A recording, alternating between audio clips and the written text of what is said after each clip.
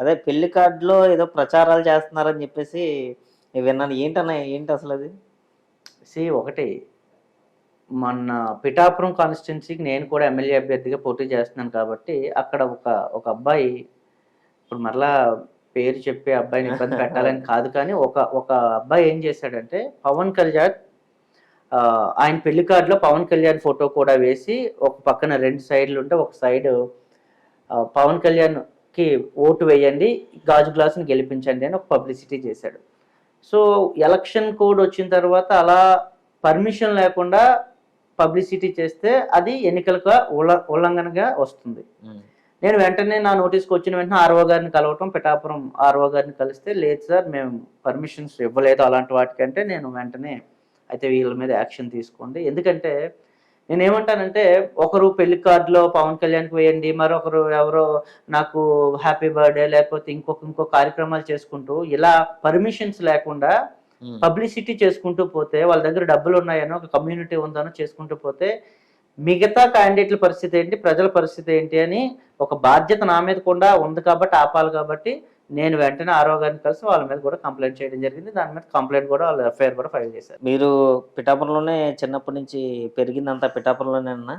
ఏంటి blade batch ఏదో వచ్చిందంటే ఏంటి ఈ మధ్య పిఠాపురానికి? అంటే సాక్షాత్తు పవన్ కళ్యాణ్ గారే అనౌన్స్ చేశారు బ్లేడ్ బ్యాచ్ ఒకటి వచ్చింది నా మీద, కానీ తర్వాత ముద్రగడ గారు కూడా దాన్ని ఖండించారు. ఆయన మీదకి రావడం ఏంటి, ఆయనకి జనాల్ని పట్టుకోవడం ముట్టుకోవడం ఇష్టం లేక ఇటువంటి ఆంక్షలు పెట్టారు. అలా అయితే ఎవరు దగ్గరికి రానివ్వరు, సెక్యూరిటీ కూడా పెంచుతారు కదా అని చెప్పేసి ఆయన చెప్తా ఉన్నారు. మీకేమనిపించింది? మనం ఏం మాట్లాడినా సరే ఫస్ట్ ఒక క్లారిటీతో ఉండాలి అంటాను నేనైతే. వాళ్ళ సెక్యూరిటీని లేదా వాళ్ళ పార్టీ సభ్యులనే బ్లేడ్ బ్యాచ్ అన్నాడేమో నేను అనుకుంటున్నాను, లేదా వర్మ అండ్ బ్యాచ్ అందరూ కూడా ఈయన కూడానే ఉంటున్నారు కాబట్టి వాళ్ళు ఏమైనా మరి బ్లేడ్తో ఏమైనా పవన్ కళ్యాణ్ కట్ చేయడానికి సిద్ధంగా ఉన్నారా నేను భావిస్తున్నాను. ఎందుకంటే మనం ప్రజాస్వామ్యంలోకి వచ్చిన తర్వాత కొన్ని మాటలు మాట్లాడేటప్పుడు ఆచితూచి మాట్లాడాలి. పవన్ కళ్యాణ్ ఒక కోటరీ లాగా కొన్ని వందల సైన్యంతో వచ్చి ఆయన మాత్రమే మధ్యలో ఉండి ఎవరిని కలవకుండా చేస్తాడు. మరి బ్లేడ్ బ్యాచ్తో ఎవరిని కోస్తారు? ఎవరు కోస్తారు బ్లేడ్తో? ఒకవేళ నిజంగా బ్లేడ్తో కోస్తే ఆ షర్ట్ లేకపోతే ఆయన బ్లడ్ రావటం ఏదో ఉండాలి కదా, ఏదైనా చూపించాడా? రాజకీయాలు చేత కాక ఇలాంటి చిన్న చిన్న ఇన్సిడెంట్లు కూడా వాడుకోవాలి అనే ఒక ఉద్దేశంతో ఈరోజు బ్లేడ్ బ్యాచ్ అంటాడు, రేపు మరొకటి ఏదో ఒకటి చెప్తాడు. ఇలా సంచలనమైన ఒక మాటలను చెప్పుకుంటూ ప్రజలను భయభ్రాంతులకు గురి చేస్తూ మా పిఠాపురం ప్రజలను సర్వనాశనం చేయడానికి ఇక్కడికి వచ్చాడంట నేనైతే. సో ముద్రగడ పద్మనాభం అన్నారా అనేది నాకు తెలియదు కానీ ప్రజలైతే ఇవన్నీ చూస్తూ ఉన్నారు. ఏదైనా ఒక సమస్య చెప్పుకోవడానికో, ఏదైనా ఒక మంచి ఇన్వైట్ చేయడానికో ఒక ఎమ్మెల్యే క్యాండిడేట్గా వచ్చాడు కాబట్టి ఆయన కష్టమో మంచో చెడు చెప్పుకోవడానికి వెళ్తుంటే దగ్గరికి కూడా రానివ్వట్లేదు. మరి బ్లేడ్ బ్యాచ్లతో ఎవరికి వస్తారు? సో నీకు వర్మ మీద నమ్మకం లేకపోతే పక్కకు పొమ్మని చెప్పబోయే పవన్ కళ్యాణ్, అంతేగాని ప్రజలను లేదా నీ కూడా ఉన్న పార్టీలు వీళ్ళందరినీ కూడా బ్లేడ్ బ్యాచ్లు అని చెప్పి దయచేసి అనకు.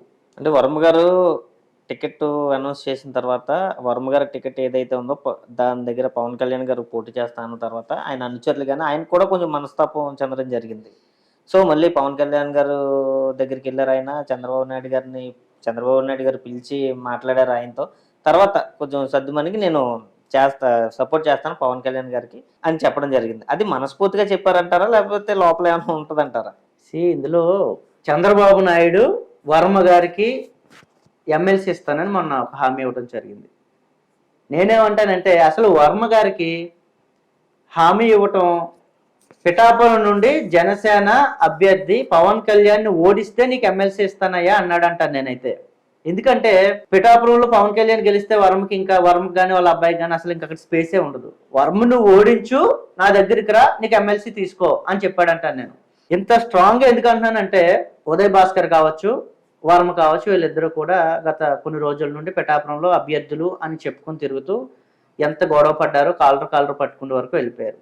ఇదే వర్మను 2019లో పవన్ కళ్యాణ్ ఏమన్నాడు, పేకాట క్లబ్లు నువ్వు రన్ చేస్తావయ్యా, నువ్వు పేకాట రాయుడివి అని చెప్పి పరమ బూతులు తిట్టాడు ఇదే పవన్ కళ్యాణ్ వర్మను.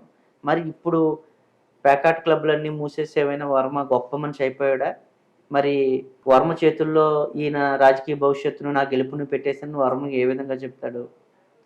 లేదా వర్మ గారు సారీ, నేను అప్పుడు అన్న మాటలన్నీ తప్పండి, నేను సారీ చెప్తున్నాను మీకు, మీరు చాలా మంచోళ్ళు, అందుకని నా గెలుపుని మీ చేతుల్లో పెడుతున్నాను, దయచేసి మీరు నాకు 1,00,000 మెజారిటీ ఇవ్వండి అని చెప్తున్నాడా?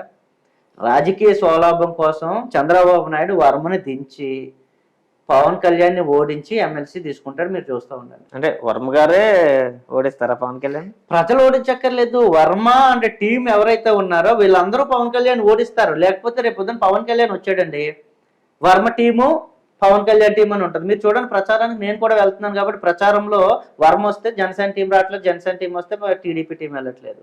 సో వీళ్ళిద్దరికీ అక్కడే సెట్ కాకపోతే రేపొద్దున ప్రజలకు నెగ్గిన తర్వాత ఏ విధంగా సమాధానం చెప్తారు? ప్రజలు ఇవన్నీ కూడా అబ్జర్వ్ చేస్తున్నారు కాబట్టే వర్మ కూడా ఇండైరెక్ట్ గా పవన్ కళ్యాణ్ ని ఓడించడానికే తిరుగుతూ ఉన్నాడు. లేదా పవన్ కళ్యాణ్ కోసం వర్మ నిజంగా ఎమ్మెల్యే క్యాండిడేట్ గా కొన్ని వందల వేల సైన్యంతో తిరిగే ఇదే వర్మ ఎంతమంది తిరుగుతున్నాడో ఒకసారి మీరు కూడా నోటీస్ చేయండి. సో ఇష్టం లేకుండా అయిష్టంగా యాక్ట్ చేస్తూ నేనున్నాను అని చెప్పి కబుర్లు చెబుతూ వీళ్ళిద్దరూ కూడా ప్రజలను మోసం చేస్తూ ఉన్నారు. సార్, పిఠాపురంలో పవన్ కళ్యాణ్ గారు ఎదుర్కొనే ప్రధానమైన విమర్శల్లో ఫస్ట్ ఏంటంటే ఆయన స్థానికుడు కాదు. సో దాన్ని నిరూపించుకోవడానికి ఆయన రీసెంట్గా గృహప్రవేశం కూడా చేశారు. ఇక్కడ నుంచి రాజకీయాలు చేస్తానని చెప్తా ఉన్నారు. సో పవన్ కళ్యాణ్ గారు కూడా మీ పిఠాపురం వాసి అయిపోయారని అనుకుంటున్నారా మీరు? నేనేమంటానంటే పవన్ కళ్యాణ్ ఎప్పటికీ కూడా స్థానికుడు కాలేడు. అసలు ఫస్ట్ కామన్ సెన్స్ లేనిది ఏంటంటే పవన్ కళ్యాణ్కి ఎవరో ఇంటికి ఈయన ఎలా గృహప్రవేశం చేస్తాడు? ఆల్రెడీ అది నాగేశ్వరరావు గారు అనే ఒక చేబ్రోలకు చెందిన ఒక వ్యక్తి ఇల్లు. అది ఆల్రెడీ ఆయన గృహప్రవేశం చేసి దాన్ని పక్కన పెట్టుకుని ఇంటిని ఈయన వెళ్ళి దాన్ని గృహప్రవేశం చేయడం ఏంటి? Non sense. కాకపోతే నేనేమంటానంటే పవన్ కళ్యాణ్కి క్లారిటీ లేదు అని ఇందాక చెప్పినట్టు ఇది కూడా ఒక ఎగ్జాంపుల్. దాన్ని రీమోడల్ చేసి ఈ నెల రోజులు పార్టీ కార్యాలయంగా దాన్ని వాడుకోవడం కోసం ఆ రాజకీయ స్కెచ్లో ఒక భాగమే అంటాను గృహప్రవేశం కూడా. ఇదే విధంగా పవన్ కళ్యాణ్ నా పిఠాపురంలో నేను అపోలో హాస్పిటల్ కట్టిస్తాను, మా చరణ్తో మాట్లాడతా, ఉపాసనతో మాట్లాడతాను అంటారు. కట్టిద్దుగానయ్యా మంచిదే, కానీ నీకు జ్వరం వచ్చినప్పుడు నువ్వు ఎక్కడికి వెళ్ళావు? పిఠాపురానికి అతి దగ్గరలో ఉన్న కాకినాడ హాస్పిటల్, అపోలో హాస్పిటల్కి అయినా వచ్చావా? హెలికాప్టర్ వేసుకుని హైదరాబాద్ పోయావా? ప్రజలు చూస్తారుగా ఇవి. నువ్వు చెప్పే మాటలకి నువ్వు చేసే పనులకు సంబంధం లేదు అని చెప్పేది ప్రజలు చూస్తారుగా. నేనేమంటానంటే నువ్వు నిజంగా నీకు జ్వరం రావటం తప్పేం కాదు, వచ్చినప్పుడు నువ్వు ఎలా ఉంటున్నావు, ఇక్కడ ఏ విధంగా ప్రజల మధ్యలో ఉండటానికి ప్రయత్నం చేస్తున్నావు అనే చూస్తారు. పక్కన 10 నిమిషాల్లో ఉన్న కాకినాడ వచ్చి హాస్పిటల్ చూపించుకుని వెళ్ళలే నువ్వు, హెలికాప్టర్ ఎక్కి హైదరాబాద్ పోయి ప్రశాంతంగా అక్కడ ఎంజాయ్ చేసి మళ్ళీ వచ్చే నువ్వు పిఠాపురం ప్రజలకు ఏదో న్యాయం చేస్తావంటే నమ్మటానికి సిద్ధంగా లేరు.